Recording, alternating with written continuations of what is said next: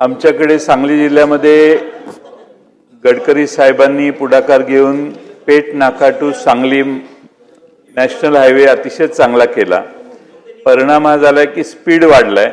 त्यामुळे मी माननीय मुख्यमंत्री महोदयांनी आपल्यालाही पत्र पाठवलेलं आहे की आपण या रस्त्यावर जिथं पॉप्युलेशन आहे, ईश्वरपूर शहर आहे, आष्टा शहर आहे किंवा कारंजवाडी आहे, कसबे डिग्रज आहे, या मोठ्या शहरात गावांच्या तिथं रमलर लावणे आणि ते स्पीड गन्स लावणे, ज्याच्याकरून स्पीडच्या मर्यादा येतील। सरकारचे उत्पन्न वाढू नये, पण वाढलं त्यातनं तर काय हरकत नाही।